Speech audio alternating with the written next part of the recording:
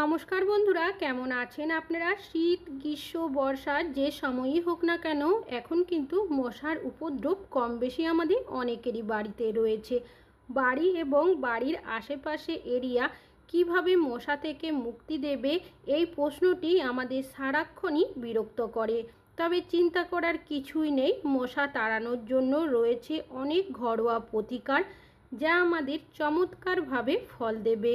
মশা নিঃসন্দেহে বিরক্তিকর উড়ন্ত পোকা, যা বেশিরভাগ সময় গ্রীষ্ম বা বর্ষায় অবাঞ্ছিত দর্শন নেয়। যদিও এই ছোট্ট পোকামাকড়গুলি অন্যান্য পোকামাকড়ের তুলনায় অসুস্থতা ছড়াতে বেশি সক্ষম, তাছাড়াও এই মশার কামড়ে অনেক সময় মানুষের মৃত্যুর কারণও পর্যন্ত হতে পারে। তাছাড়াও এই মশার কামড়ে অনেক সময় চিকনগুনিয়া, ম্যালেরিয়া, ডেঙ্গু, ফাইলেরিয়া, পিচ্চর, বিভিন্ন ধরনের মারাত্মক রোগ সংক্রমিত করে থাকে। স্প্রে, কয়েল, অ্যারোসল কোনো কিছুতেই মশা তাড়ানো এতটাও সহজ নয়। তাছাড়াও এইসব দিয়ে মশা তাড়ালেও আমাদের স্বাস্থ্যের চরম কিন্তু ক্ষতিগ্রস্ত হতে পারে। তবে আমরা যদি প্রাকৃতিকভাবে মশা বাড়ি থেকে তাড়িয়ে দিতে পারি, তাহলে এর থেকে ভালো কিছুই কিন্তু হয় না।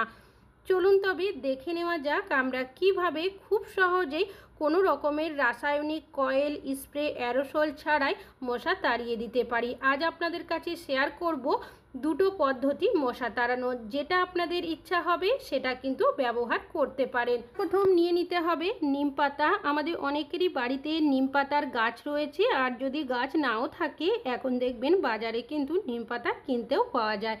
তো আমি এখানে বেশ কিছুটা কাঁচা নিম পাতা নিয়েছি। আপনাদের কাছে যদি কাঁচা নিম পাতা না থাকে, সেক্ষেত্রে যদি আপনারা শুকিয়ে যাওয়া নিম পাতার ব্যবহার করেন, সেক্ষেত্রে আপনারা কিছুক্ষণ আগে কি করবেন, একটু জলের মধ্যে নিম পাতাটা ভিজিয়ে রাখবেন, তাহলে দেখবেন অনেকটাই নরম হয়ে যাবে। একটা মিক্সার জার নিয়েছি, তার মধ্যে নিমের পাতাগুলো দিয়ে দিয়েছি। যেহেতু কাঁচা নিমের পাতা, এটা কিন্তু জল ছাড়াই আমি একটু পেস্ট করে নেব। একদম মিহি পেস্ট করার প্রয়োজন নেই, ঠিক এইভাবে পেস্টটা করে নিতে হবে। এবার এই পেস্টটাকে আমি একটা পাত্রের মধ্যে ঢেলে নিচ্ছি। পাতার পেস্টটা কিন্তু আমি আপনাদেরকে দুটোভাবে ব্যবহার করে দেখাবো। তো তার আগে এই প্লেটটাকে আমি সাইডে সরিয়ে রাখছি। অন্যদিকে নিয়ে নিচ্ছি একটা পাত্র। এমন পাত্র নেবেন যেটা কোনো খাবার কাজে ব্যবহার করেন না। কিছুটা লবঙ্গ নিয়েছি, লবঙ্গটাকে থেতো করে এর মধ্যে দিয়ে দিয়েছি। লবঙ্গর মধ্যেও একটা স্ট্রং গন্ধ রয়েছে। বেশ কিছুটা পরিমাণের সর্ষের তেল দিয়েছি, এখানে সর্ষের তেলেরই ব্যবহার করতে হবে।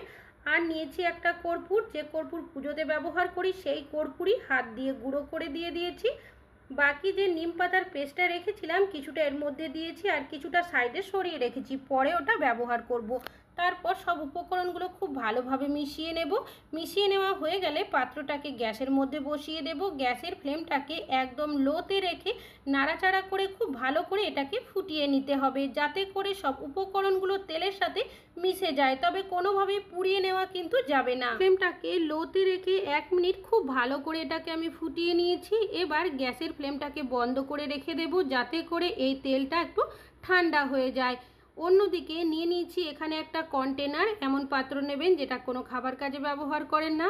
যে নিম পাতার পেস্টটা রেখেছিলাম সেটা এর মধ্যে দিয়ে দেব, আর দিয়ে দিচ্ছি কিছুটা পরিমাণের বেকিং সোডা।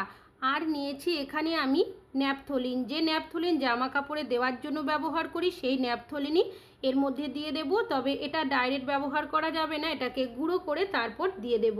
এবার দিয়ে দিচ্ছি এখানে বেশ কিছুটা পরিমাণের কুসুম গরম জল। কুসুম গরম জলেরই ব্যবহার করবেন, কেন কি ন্যাপথলিন যেহেতু দেওয়া হয়েছে, নর্মাল জলের ব্যবহার করলে ন্যাপথলিনটা জলের সাথে ঠিকভাবে মেশানো যাবে না। খুব ভালো করে এটা মিশিয়ে নিয়েছি। পাত্রটাকে সাইডে সরিয়ে রাখছি 5 মিনিটের জন্য, যাতে করে জলের সাথে সব উপকরণ ভালো করে মিশে যায়। অন্যদিকে আরও একটা কন্টেনার আর পুরনো ছাঁকনি নিয়েছি। এবার ছাঁকনির সাহায্যে এই মিশ্রণটাকে ছেঁকে নিচ্ছি। এই মিশ্রণটা কিন্তু এখন অনেক বেশি পাওয়ারফুল হয়ে গেছে, এখান থেকে একটা উগ্র গন্ধ বেরোতেও শুরু করেছে। এই মিশ্রণটা চাইলে আপনারা বেশি পরিমাণের বানিয়ে স্টোর করেও রাখতে পারেন পরবর্তী সময় ব্যবহার করার জন্য। তবে কিভাবে ব্যবহার করবেন, এখানে নিয়েছি একটা স্প্রে বোতল। স্প্রে বোতলের মধ্যে বেশ কিছুটা সলিউশন আমি ভরে নিচ্ছি। চাইলে আপনারা এখানে জলের বোতলেরও ব্যবহার করতে পারেন, তবে ঢাকনার মধ্যে বেশ কিছুটা ফুটো করে নেবেন। বাকি সলিউশনটা রেখে দিলাম পরে ব্যবহার করার জন্য। কোথায় কিভাবে আপনারা সলিউশনটা ব্যবহার করবেন। বেলা বা সন্ধ্যাবেলা আমরা যদি দরজা খুলি বা হয়তো জানালা খুলি কোনো কারণবশত, সেক্ষেত্রে দেখা যায় বাড়ির বাইরে থেকে ভেতরে কিন্তু মশারা চলে আসে। অনেক সময় দেখা যায় বাড়িতে মশার উপদ্রব এতটাই বেশি হয়ে যায় আমরা বিভিন্ন ধরনের সলিউশন কয়েলের ব্যবহার করে থাকি। তবে আপনারা চেষ্টা করবেন সন্ধ্যার আগে জানালা দরজা বন্ধ রাখা, সেক্ষেত্রে দেখবেন মশারা কিন্তু বাড়ির বাইরে থেকে ভেতরে আসতে পারবে না। তাছাড়াও কোনো কারণবশত যদি আপনাদের খুলতেই হয়, সেক্ষেত্রে সলিউশন বানিয়ে কিছুটা জানালার সাইড করে কিছুটা মেন দরজার সাইড করে যদি এভাবে দিয়ে দিতে পারেন, এর যে একটা উগ্র গন্ধের সৃষ্টি হয়, গন্ধের কারণে দেখবেন মশারা কিন্তু বাড়ির বাইরে থেকে ভেতরে কোনোভাবেই আসতে পারবে না। তাছাড়াও দরজার পিছনের সাইডে অনেক সময় মশারা দেখা যায় লুকিয়ে থাকে। তো আপনারা কিছুটা সলিউশন দরজার পিছনের সাইডে এইভাবে যদি স্প্রে করতে পারেন, এর উগ্র গন্ধের কারণে যদি মশারা থেকেও থাকে এখান থেকে পালিয়ে যাবে, আর যদি না থাকে এখানে কিন্তু আর কোনোভাবেই বসবে না। আমরা অনেকেই গাছপালা লাগিয়ে থাকি, যেহেতু মাটিটা ভিজে থাকে মশারা সেই জায়গাতেও দেখবেন অনেক সময় বসে থাকে। কিছুটা সলিউশন এইভাবে স্প্রে করে রাখবেন, তাহলে দেখবেন মশারা যদি থেকে থাকে চলে যাবে, আর যদি না থাকে এখানে কিন্তু আসবে না এই সলিউশনের গন্ধের কারণে। তাছাড়াও যেখানে খাট থাকে বা সোফা থাকে অনেক সময় দেখা যায় সাইড করে মশারা বসে রয়েছে। আমরা যদি কোনোভাবে এখানে বসি বা কোনো কাজবাজ করি, সেক্ষেত্রে আমাদের হাতে পায়ের মধ্যে কামড়াতে থাকে। তাছাড়াও অনেকেরই বাড়িতে জলের ড্রেন বা নালি রয়েছে, এই জায়গাতেও দেখবেন মশা অনেক সময় থাকে, কেন কি ড্রেন দিয়েও কিন্তু মশারা চলে আসে। তো আপনারা কিছুটা সলিউশন এইভাবে স্প্রে করে রাখবেন, তাহলে দেখবেন অনেকটাই কিন্তু বাড়িতে মশার উপদ্রব কম হয়ে যাবে। তাছাড়াও যে জায়গাতে মশা থাকতে পারে বলে মনে হয় সেই জায়গাতেও কিন্তু আপনারা চাইলে স্প্রে করে দিতে পারেন। এই টিপসটিও কাজে আসবে। মশা তাড়ানোর আরও একটা টিপস আপনাদের কাছে শেয়ার করছি। যে মিশ্রণটা ঠান্ডা করার জন্য রেখেছিলাম সেটা কিন্তু এখন অনেকটাই ঠান্ডা হয়ে গেছে। নিয়ে নিয়েছি একটা পাত্র, একটা পুরনো ছাঁকনির সাহায্যে মিশ্রণটাকে আমি ছেঁকে নিচ্ছি। এই মিশ্রণটা থেকে কিন্তু এখন একটা উগ্র গন্ধ বেরোতে শুরু করেছে। আমরা অনেকেই বাড়িতে দেখবেন অল আউট বা কয়েল বা মশা মরা ধূপের ব্যবহার করে থাকি, আর ওগুলোর গন্ধ অনেকেই আমরা সহ্য করতে পারি না। বিশেষ করে বাচ্চা বা বয়স্করা থাকলে অনেক সময় শ্বাসকষ্ট হতে দেখা যায়। তো কিভাবে এই তেলটা আপনারা ব্যবহার করবেন, আছে দুটো পদ্ধতি শেয়ার করব এই তেলটা ব্যবহার করার জন্য। এখানে একটা ছোট্ট বোতল নিয়েছি। আপনাদের এই ধরনের বোতল না থাকলে যে ওষুধের যে এই ধরনের যে সিরাপের বোতল থাকে সেগুলোরও ব্যবহার করতে পারেন।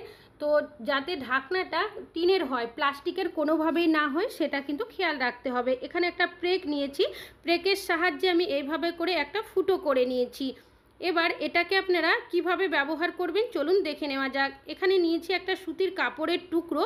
এই কাপড়টাকে চাইলে আপনারা মেঝের মধ্যে রেখে এইভাবে করে পাতলা করে নিতে পারেন, বা হাত দিয়ে ঠিক যেভাবে সলতে বানায় ঠিক সেইভাবেও কিন্তু আপনারা করে নিতে পারেন কাজটি। এবার যে তেলটা রেখেছিলাম সেই তেলটা আমি কিছুটা পরিমাণের এই বোতলটার মধ্যে ঢেলে রাখবো, আর বাকিটা আমি কি করব, যে সলতেটা বানালাম তার মধ্যে খুব ভালো করে এভাবে ডিপ করে দেব। এবার হাত দিয়ে একটু চেপে নেব, তারপর যে ঢাকনাটা আমি তৈরি করলাম ঢাকনাটার মধ্যে এইভাবে করে এই সলতেটাকে পরিয়ে দেব। তারপর আপনারা ঠিক এইভাবে করে বোতলের মধ্যে ঢাকনাটাকে লাগিয়ে সেট করে নেবেন। এবার আপনারা যদি এইভাবে তেলটা ব্যবহার করতে না চান, সেক্ষেত্রে আপনারা একটা প্রদীপ নিয়ে নিতে পারেন, বা যে কোনো মাটির পাত্রের মধ্যে তেলটা রেখে একটা সলতে দিয়ে আপনারা জ্বালিয়েও কিন্তু ব্যবহার করতে পারেন। তবে আমি কিন্তু যে নিম পাতার পেস্টটা ছাঁকনির মধ্যে ছিল কিছুটা প্রদীপের মধ্যে দিয়েছি, এটাও ফেলবো না। আর আরও একটা সলতে নিয়েছি, বাকি যে তেলটা রয়েছে তার মধ্যে এভাবে ডিপ করে নিয়েছি। এবার সলতেটাকে এই প্রদীপের ওপরে এভাবে দিয়ে দেব, আর যে বাকি নিমের পাতার পেস্টটা রয়েছে ছাঁকনির মধ্যে সেটাও আরও কিছুটা এভাবে দিয়ে দেব। এবার আপনারা এগুলো কিভাবে ব্যবহার করবেন চলুন দেখে নেওয়া যাক। সবার প্রথমে যে ল্যাম্পটা বানালাম সেটাকে আমি জ্বালিয়ে নেব। এটা জ্বালাবেন, এখান থেকে এমনই একটা উগ্র গন্ধ বেরোতে শুরু করবে ধোঁয়ার থেকে। সেই গন্ধটা মানুষ সহ্য করে নিলেও মশারা কিন্তু কোনোভাবেই সহ্য করতে পারবে না। সন্ধ্যাবেলা আপনারা এইভাবে একটা ল্যাম্প বানিয়ে যদি জ্বালিয়ে পুরো বাড়ির মধ্যে এইভাবে ঘুরিয়ে নিতে পারেন, এর যে একটা ধোঁয়ার থেকে গন্ধ সৃষ্টি হয়, মশারা যেখানেই থাকুক না কেন এর গন্ধের কারণে দেখবেন ঘোরের মতো হয়ে যাবে। আর যখনই আপনারা পুরো বাড়ির মধ্যে এভাবে ঘোরাবেন, যদি আপনারা জানালা দরজা খোলা রাখেন ঘোরের মতো হয়ে দেখবেন ওরা কিন্তু বাড়ির বাইরের দিকে পালিয়ে যাবে। সন্ধ্যাবেলা বা রাত্রেবেলা বাচ্চারা যখন পড়াশুনো করে টেবিলের মধ্যে দেখা যায় তাদের পায়ের মধ্যে মশারা কামড়াতে থাকে। তো আপনারা কিছুক্ষণের জন্য পড়ার টেবিলের আশেপাশে যদি এই ল্যাম্পটাকে ঘুরিয়ে নিতে পারেন বা সাইড করে যদি কিছুক্ষণের জন্য রেখে দিতে পারেন, এর উগ্র গন্ধের কারণ দেখবেন মশারা কিন্তু এখান থেকেও পালিয়ে যাবে। তাছাড়াও ডাইনিং টেবিলের মধ্যে যখন আমরা রাত্রেবেলা কোনো কিছু খাওয়া দাওয়া করি, দেখা যায় পায়ের মধ্যে হাতের মধ্যেও কামড়াতে থাকে। কিছুক্ষণের জন্য এখানেও আপনারা ঘুরিয়ে নিতে পারেন বা সাইড করে রেখেও দিতে পারেন। তাছাড়াও কিচেনে যখন রান্না বান্না করি সন্ধ্যাবেলা বা রাত্রেবেলা অনেক সময় মশার উপদ্রব এতটাই বেশি হয়ে যায় আমরা কিন্তু কোনোভাবে দাঁড়িয়ে রান্নাও করতে পারি না। সেক্ষেত্রে আপনারা কিচেনের মধ্যেও কিছুক্ষণের জন্য ল্যাম্পটা ঘুরিয়ে নিতে পারেন বা কিচেনের সাইড করে রেখেও দিতে পারেন।